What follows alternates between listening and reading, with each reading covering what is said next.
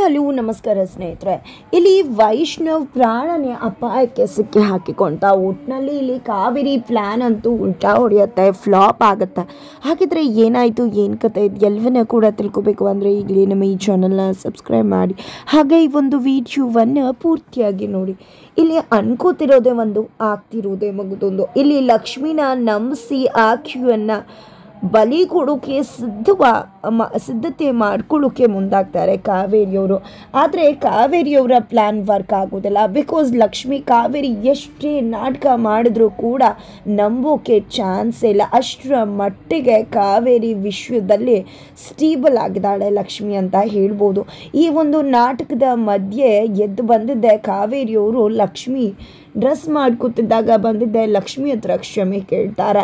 ನನ್ನ ಮಗ ನಿನ್ನನ್ನು ತುಂಬಾ ಪ್ರೀತಿ ಮಾಡ್ತಾನೆ, ಪ್ರಾಣಕ್ಕಿಂತ ಹೆಚ್ಚಾಗಿ ಪ್ರೀತಿ ಮಾಡ್ತಾನೆ, ಮನೆಗೆ ಬಾಮ್ಮ ಅಂದಾಗ ಏನತ್ತ ಇದು, ನೀವೇ ನನ್ನ ಮನೆಯಿಂದ ಕಳಿಸೀಗ ನೀವೇ ಮನೆ ಕರಿತಿದ್ರಲ್ಲ ಅಂದಾಗ ನನ್ನ ತಪ್ಪು ಅರ್ಥ ಆಗಿದೆ ಅಮ್ಮ, ದಯವಿಟ್ಟು ನನಗೆ ಅರ್ಥ ಆಗುತ್ತೆ ನಿನ್ಗೆ ಎಷ್ಟು ಕೋಪ ನೋವು ಇದೆ ಅಂತ, ದಯವಿಟ್ಟು ನನ್ನನ್ನು ಕ್ಷಮಿಸ್ಬಿಡು ಮಗಳ, ನನ್ನ ಪುಟ ನನ್ನಿಂದ ದೂರ ಆಗಬಾರ್ದು ಅಂತ ನಾನು ಇಷ್ಟೆಲ್ಲ ಮಾಡಿದೆ. ಆದರೆ ನನ್ನ ಪುಟ್ಟಂಗೆ ನೀನೇ ಮುಖ್ಯ, ನೀನೇ ಪ್ರಪಂಚ ಅನ್ನೋ ಸತ್ಯ ನನಗೆ ಗೊತ್ತಾಗಿದೆ ಅಂತ ಕಾನ್ಸನ್ನೇ ಬಿಟ್ಟು ಅವನ ಲೈಫನ್ನೇ ಥ್ರೆಟ್ಗೆ ಇಟ್ಬಿಟ್ಟು ಅವನ ಲೈಫನ್ನೇ ಸ್ಪಾಯ್ಲ್ ಮಾಡಿಕೊಂಡು ನಿನಗೋಸ್ಕರ ಬಂದಿದ್ದಾನೆ ಅಂದಮೇಲೆ ನೀನು ಅವನಿಗೆ ಎಷ್ಟು ಇಂಪಾರ್ಟೆಂಟ್ ಅಂತ ಅರ್ಥ ಆಗುತ್ತೆ. ದಯವಿಟ್ಟು ನನಗೆ ಕ್ಷಮಿಸು ಅಂದಾಗ ಏನತ್ತ, ಚೇಳು ಕುಟ್ಕೋದನ್ನು ಮರೆಯೋದು, ಹಾಗೆ ಹಾವು ವಿಶ್ವ ಕಾರೋದನ್ನು ಮರೆಯುತ್ತೆ, ತಿದ್ಕೊಳ್ಳುತ್ತೆ, ಅದು ತಪ್ಪು ಅನ್ನೋದನ್ನು ಅರಿವು ಮಾಡಿಕೊಳ್ಳುತ್ತೆ. ಅಂದರೆ ಖಂಡಿತವಾಗ್ಲೂ ಅದು ತಪ್ಪಾಗ್ಬಿಡತ್ತೆ. ಆ ರೀತಿ ಆಗಿಬಿಟ್ರೆ ನಿಜವಾಗ್ಲೂ ಕೂಡ ಅವುಗಳಿದಾವ ಅನ್ನೋ ಅಸ್ತಿತ್ವಕ್ಕೆ ತೊಂದರೆ ಆಗಿಬಿಡುತ್ತೆ. ಯಾಕಂದರೆ ಅದು ಅವುಗಳ ಗುಣ ಸ್ವಭಾವ,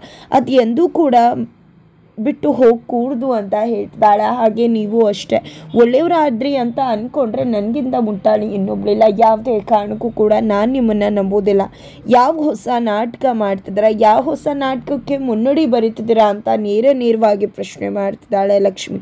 ಇತ್ತ ಕಡೆ ಕಾವೇರಿಯವ್ರು ಮಾತ್ರ ಯಾಕೆ ಲಕ್ಷ್ಮಿ, ನಂಗೆ ಅರ್ಥ ಆಗುತ್ತೆ, ನಾನು ನಿಂಗೆ ತುಂಬ ತೊಂದರೆ ಕೊಟ್ಟಿದ್ದೀನಿ, ನೋವು ಮಾಡಿದ್ದೀನಿ, ಅದಕ್ಕೆ ನಿನಗೆ ನನ್ನನ್ನು ನಂಬೋದು ಕಷ್ಟ ಆಗ್ಬೋದು, ಆದರೆ ದಯವಿಟ್ಟು ನನ್ನನ್ನು ನಂಬೋ ಮಗಳ, ಖಂಡಿತ ನಾನು ತಪ್ಪನ್ನ ತಿದ್ಕೋತಾ ಇದ್ದೀನಿ. ನೀನು ಮನೆಗೆ ಬರ್ತಿದ್ದಾಗೆ ನೋಡು ಎಲ್ಲ ಸತ್ಯವನ್ನು ಕೂಡ ಒಪ್ಕೊಂಡ್ಬಿಡ್ತೀನಿ. ನಾನು ಮಾಡಿದ ತಪ್ಪು, ನಾನು ಏನೇನು ದ್ರೋಹ ಮಾಡಿದೆ, ಏನೇನು ತಪ್ಪು ಮಾಡಿದ್ದೀನಿ ಎಲ್ಲವನ್ನ ಕೂಡ ಕುಲ್ಲ ಎಲ್ಲರೂ ಮುಂದೆ ಹೇಳೇ ಬಿಡ್ತೀನಿ. ಆ ನಂತರ ಎಲ್ಲರೂ ಏನು ಶಿಕ್ಷೆ ಕೊಡ್ತಾರೋ ಅದನ್ನು ಒಪ್ಕೊಳ್ಳೋಕೆ ನಾನು ಸಿದ್ಧ ಅಂತ ಹೇಳ್ತಿದ್ರೆ, ಹೌದಾ ಅತ್ತ, ಮನೆಗೆ ಹೋದ್ಮೇಲೆ ಯಾಕೆ ಈಗಲೇ ಮಾಡಬಹುದಲ್ವಾ?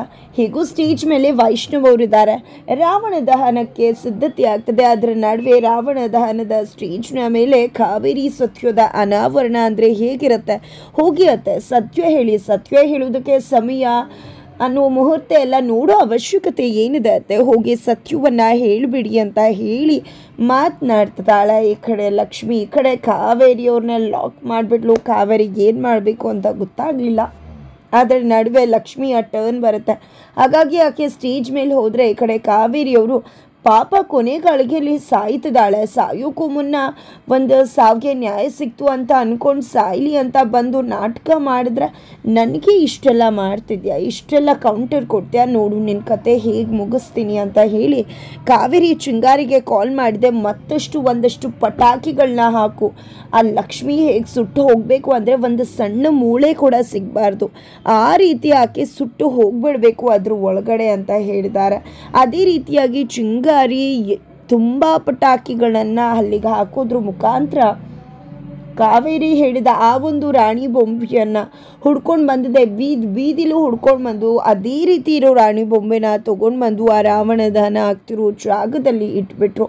ಇತ್ತ ಕಡೆ ಲಕ್ಷ್ಮಿ ಮತ್ತು ವೈಷ್ಣವ ಇಬ್ಬರು ಕೂಡ ಸೀತಾರಾಮ ಕಲ್ಯಾಣ ಆಗುತ್ತೆ. ತದನಂತರ ವನವಾಸಕ್ಕೆ ಹೋಗಿರ್ತಾರೆ. ಈ ಕಡೆ ವನವಾಸದಲ್ಲಿ ಲಕ್ಷ್ಮಿ ಡ್ಯಾನ್ಸ್ ಮಾಡ್ತಾ ಇರಬೇಕಿದ್ರೆ ರಾವಣ ಬಂದಿದ್ದೆ ಲಕ್ಷ್ಮಿಯನ್ನು ಅಪಹರಿಸಿ ಕರೆದುಕೊಂಡು ಹೋಗ್ಬಿಡ್ತಾನೆ.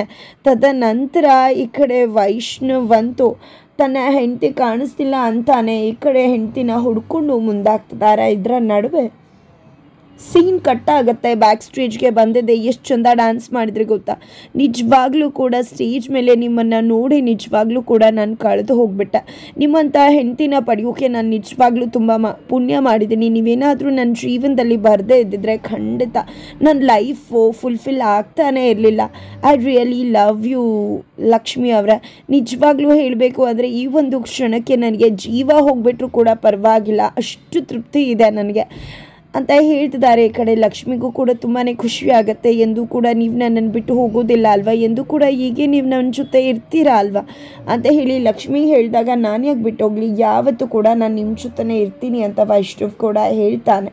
ಇದರ ನಡುವೆ ಕಾವೇರಿ ಅವರಂತೂ ಫುಲ್ ರೆಬಲ್ ಆಗಿಬಿಟ್ಟಿದ್ದಾರೆ. ಮಗ ಮತ್ತು ಸೊಸೆ ಅಷ್ಟು ಕ್ಲೋಸ್ ಆಗಿರುವುದನ್ನ ಅವರಿಂದ ನೋಡೋಕ್ಕೂ ಆಗಲ್ಲ, ಸಹಿಸೋಕ್ಕೂ ಆಗಲ್ಲ. ಹಾಗಾಗಿ ಇಲ್ಲಿ ಲಕ್ಷ್ಮಿನ ವೈಷ್ಣವ್ ಬದುಕಿಂದನೇ ದೂರ ಮಾಡುವುದಕ್ಕೆ ಮುಂದಾಗಿದ್ದಾರೆ. ಎಲ್ಲ ಸಿದ್ಧತೆ ಕೂಡ ಅಲ್ಲಾಗಿದೆ. ತದನಂತರ ವೈಷ್ಣವ್ ಸ್ಟೇಜ್ ಮೇಲೆ ಬರ್ತಾನೆ. ಅದರ ನಡುವೆ ಲಕ್ಷ್ಮಿ ಕೂಡ ಬರ್ತಾಳೆ. ರಾವಣನ ದಹನ ಆಗುತ್ತೆ.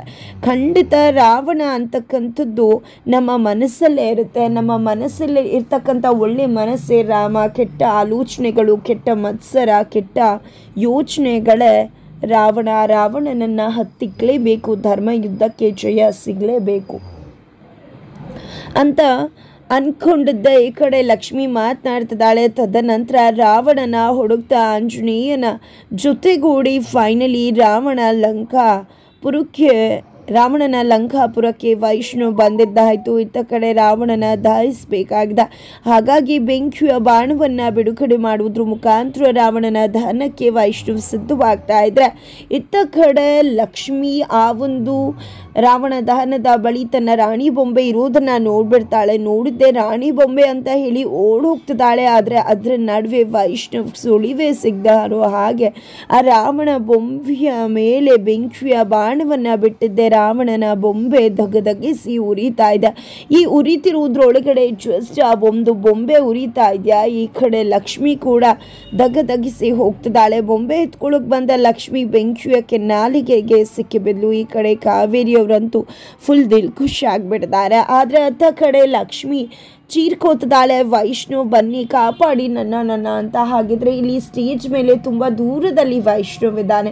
ಈ ಕಡೆ ವೈಷ್ಣವ್ಗೆ ಗೊತ್ತಾಗುತ್ತಾ ಲಕ್ಷ್ಮಿಯಲ್ಲಿ ಸೆರೆ ಆಗಿದ್ದಾಳೆ ಅಂತ. ಇದರ ನಡುವೆ ಕೀರ್ತಿ ಆಂಜನೇಯ ವೇಷಧಾರಿಯಾಗಿ ಬೊಂಬೆಯನ್ನು ಹಿಡಿದು ಲಕ್ಷ್ಮಿ ಮುಂದೆ ಬಂದೇ ಬಿಟ್ಲು. ಫೈನಲಿ ಲಕ್ಷ್ಮಿ ಕೀರ್ತಿನ ನೋಡಿದ್ದಾಯ್ತು. ಕೀರ್ತಿ ಕಾವೇರಿನ